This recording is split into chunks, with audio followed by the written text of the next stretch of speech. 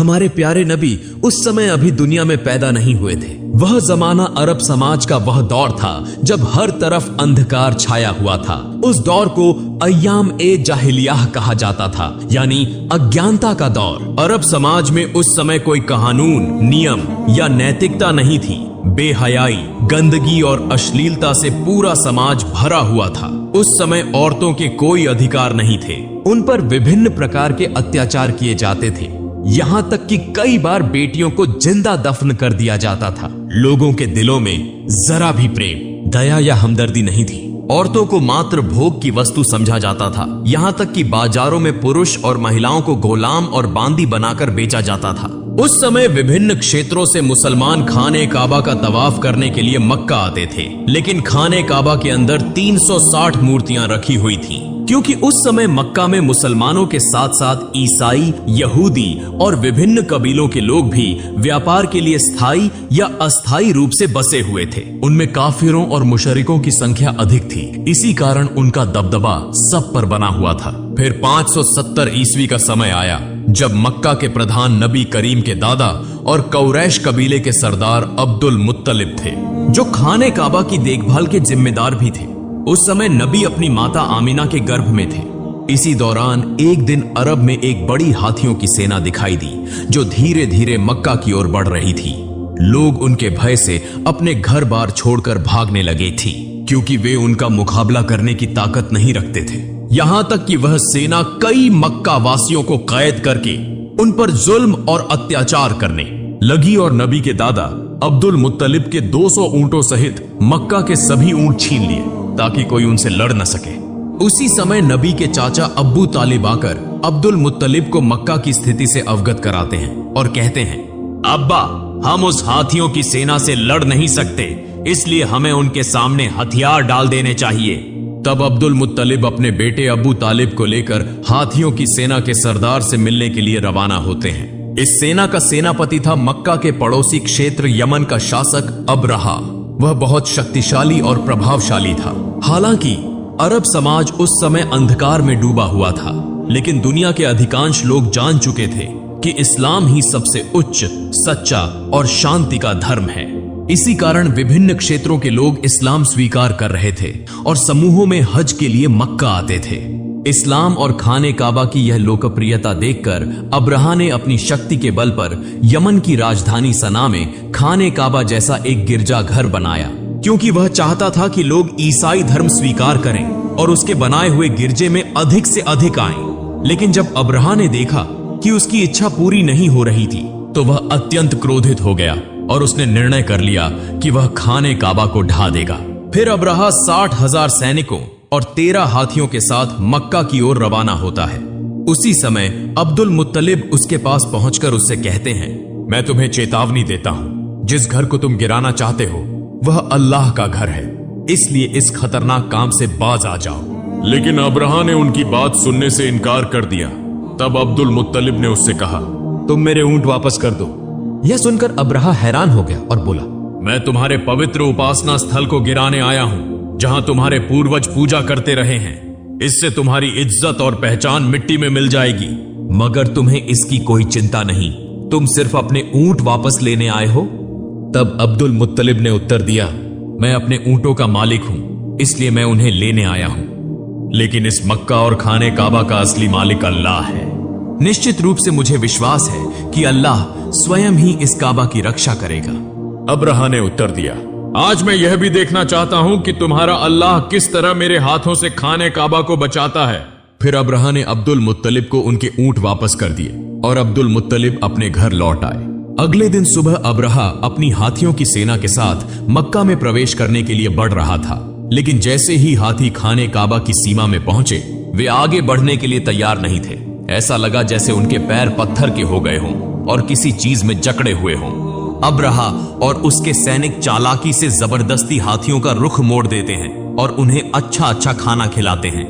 वे खाने की ये सभी चीजें खाने काबा के सामने फैला देते हैं ताकि हाथी लालच में आकर दोबारा खाने काबा की ओर बढ़ें। इधर अब्दुल मुत्तलिब बहुत अधिक चिंतित थे। दुखी मन से वे खाने काबा के पास आते हैं। खाने काबा के दरवाजे पर एक जंजीर थी। अब्दुल मुत्तलिब ने उस जंजीर को मजबूती से पकड़ लिया और अपना सिर दरवाजे पर रख दिया। फिर अल्लाह ताला से दुआ करने लगे, हे अल्लाह, यह घर तेरा है और इसकी रक्षा की जिम्मेदारी भी तेरी है। हम तो सिर्फ तेरे बंदे हैं, हमारे बस में कुछ भी नहीं। अब तू ही अपने घर की रक्षा कर। यह दुआ करते हुए उनकी आंखों से आंसू बहने लगे। तभी अचानक अब्दुल मुत्तलिब ने आकाश से एक आवाज सुनी। वे धीरे धीरे आगे बढ़े और जैसे ही उन्होंने नजर उठाई, उन्होंने देखा कि आकाश से सैकड़ों अबाबील पक्षी मक्का की ओर आ रहे हैं। अब्दुल मुत्तलिब आश्चर्य से पक्षियों को देख रहे थे और मन में सोच रहे थे, शायद यह अल्लाह की ओर से भेजी गई वह रहमत है जो आज खाने काबा को बचाने के लिए आई है, वरना इतने अधिक अबाबील पक्षी यहाँ क्यों आए हैं। हर अबाबील के पास 3-3 कंकड़ियां थीं। एक कंकड़ी उनकी चोंच में थी और 2 कंकड़ियां उनके पंजों में थीं। अब्दुल मुत्तलिब ने देखा कि सभी अबाबील पक्षियों ने खाने काबा के चारों ओर घेरा बना लिया है, यहां तक कि वे तवाफ कर रहे हैं। तब वे समझ गए कि आज दुनिया की कोई ताकत खाने काबा को नष्ट नहीं कर सकती। फिर सभी अबाबील पक्षी तेजी से अब्रहा की हाथियों की सेना और उसके सैनिकों पर टूट पड़े। अब्रहा के सैनिक पक्षियों को देखकर बेहद डर गए और वहां से भागने लगे। लेकिन तब तक सभी अबाबील पक्षी अपनी चोंच और पंजों में मौजूद कंकड़ियां अब्रहा की सेना और हाथियों पर बरसाने लगे, जैसे आकाश से पत्थरों की बारिश हो रही हो। यह देखने में आया कि हर कंकड़ी सैनिकों के शरीर को चीरकर आर पार हो रही थी और पलों में पूरा लश्कर नष्ट हो गया। यहां तक कि अब्रहा भी वहीं मारा गया और अल्लाह ताला ने उन काफिरों को तबाह कर दिया। यह अल्लाह रब्बुल आलमीन की कुदरत थी कि उन्हीं छोटे छोटे पत्थरों के जरिए 60,000 सैनिक और 13 हाथी नष्ट हो गए। यह घटना कुरान पाक की सूरह अल फील में बयान की गई है, जहां अल्लाह ताला फरमाते हैं, क्या तुमने नहीं देखा कि तुम्हारे रब ने हाथी वालों के साथ क्या सलूक किया? क्या उसने उनकी चालाकी को नाकाम नहीं कर दिया? अल्लाह ताला ने उनके खिलाफ झुंड के झुंड अबाबील पक्षी भेजे, जिन्होंने हाथियों की सेना पर छोटे छोटे कंकरीले पत्थर बरसाए, जिसके परिणाम स्वरूप वह सेना कुचले हुए तिनके की तरह हो गई।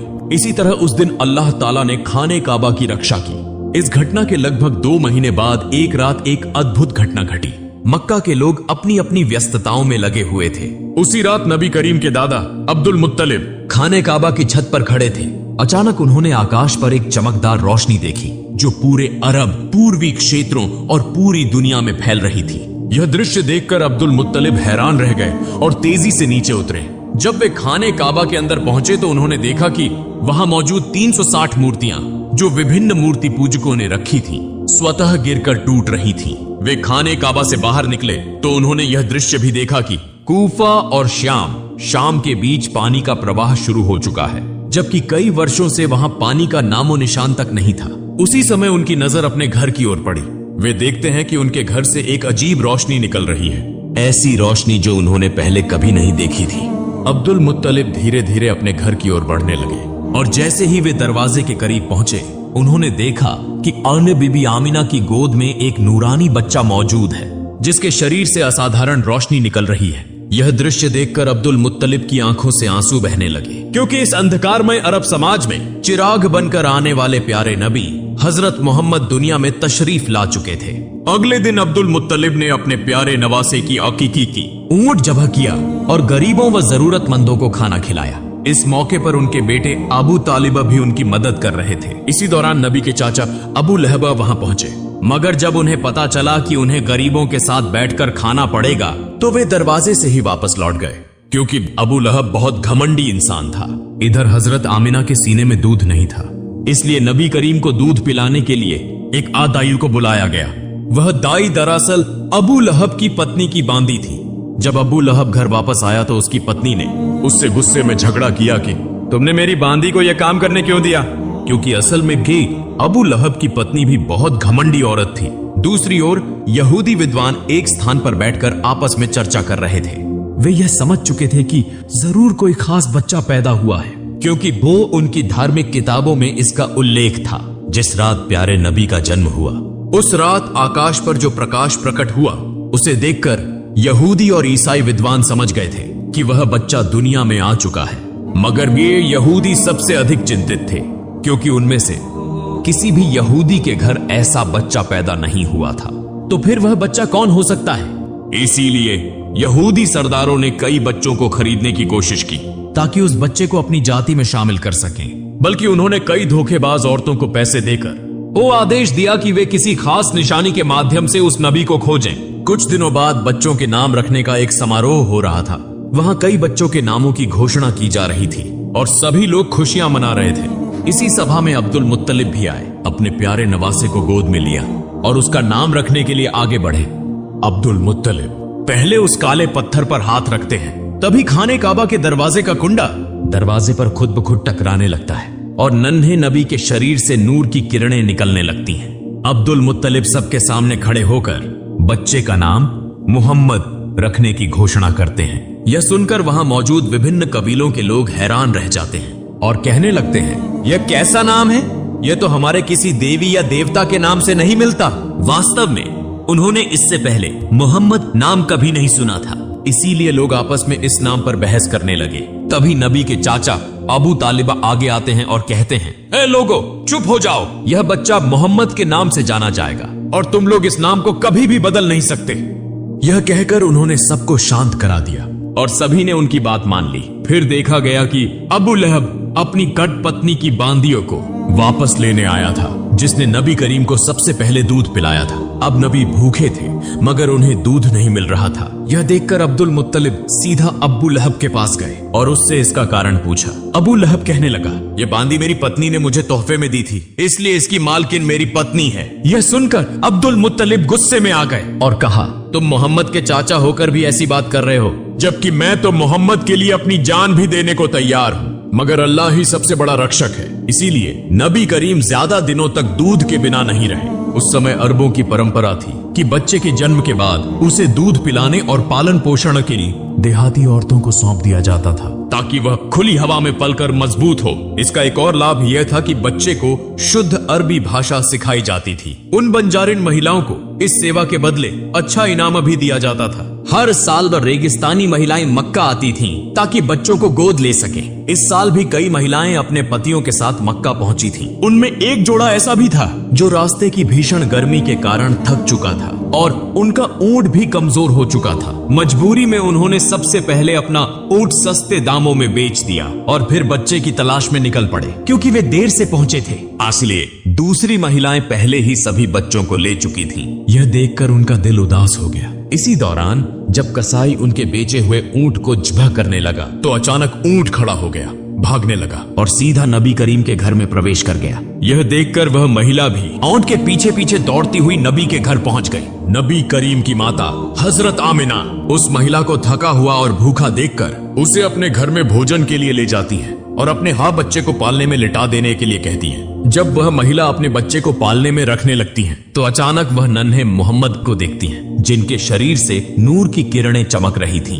यह देखकर वह महिला आश्चर्यचकित रह जाती हैं। फिर उन्होंने नन्हे मोहम्मद को अपनी गोद में उठा लिया और उन्हें भूखा देखकर दूध पिलाया। यही महिला नबी की दूध माँ हजरत हलीमा सादिया थी। चूंकि नबी करीम की परवरिश के लिए ज्यादा इनाम देने वाला कोई नहीं था, इसलिए अब तक किसी ने नबी को गोद नहीं लिया था। इस मामले में हजरत अब्दुल मुत्तलिब और हजरत आमिना हजरत हलीमा और उनके पति से की बातचीत करते हैं। हजरत हलीमा और उनके पति यह जानते हुए भी कि उन्हें ज्यादा इनाम नहीं मिलेगा, इस बात पर राजी हो जाते हैं। फिर हजरत आमिना अपनी सारी तकलीफों के बावजूद अपने लखते जिगर को हजरत हलीमा के सुपुर्द कर देती हैं। अब बदले में उन्हें 2 ऊंट और एक गधा दिया जाता है। जब हजरत हलीमा नबी को लेकर अपने इलाके में पहुंचती हैं, तो वहां को बारिश होने लगती है। हालांकि इससे पहले कई सालों से वहां बारिश नहीं हुई थी। साथ ही जब से नबी करीम हजरत हलीमा के घर आए, तब से उनके घर में अल्लाह की रहमतों की बारिश होने लगी।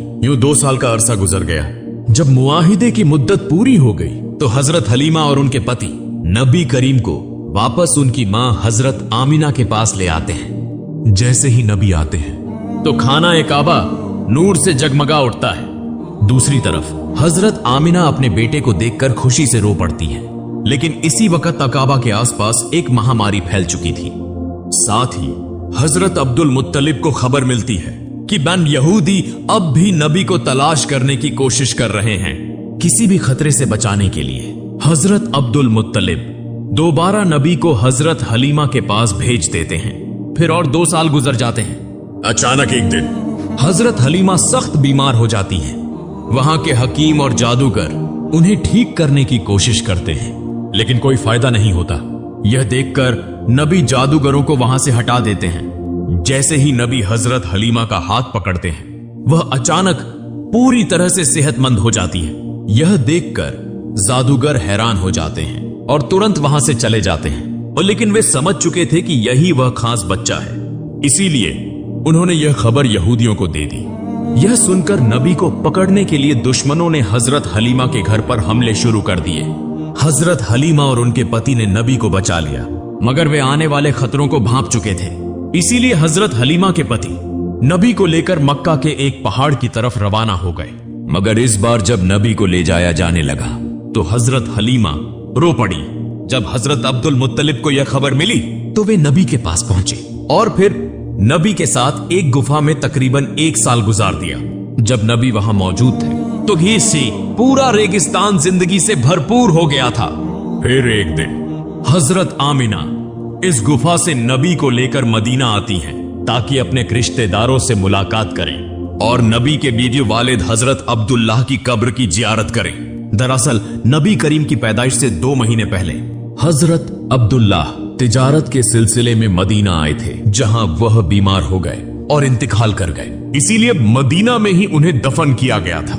हजरत आमिना यहीं बैठकर नबी को उनके वालिद के बारे में बताती हैं और कुछ वक्त नबी के साथ गुजारती हैं। लेकिन सिर्फ 2 महीने बाद हजरत आमिना अचानक बीमार हो जाती हैं और इसी बीमारी की हालत में मदीना से वापसी के दौरान रास्ते में ही हजरत आमिना का भी इंतकाल हो जाता है। चूंकि केवल 6 साल की उम्र में ही पैगंबर मोहम्मद अनाथ हो गए।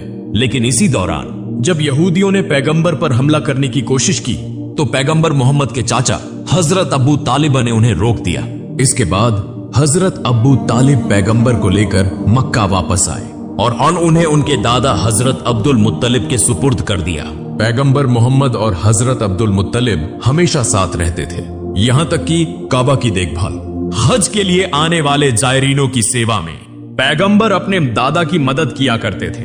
लेकिन एक दिन जब हजरत अब्दुल मुत्तलिब तवाफ़े काबा कर रहे थे तो वह अचानक बीमार हो गए। इसी मौके का फायदा उठाते हुए पैगंबर के अहंकारी चाचा अब्बू लहब कुरैश का सरदार बनना चाहते थे।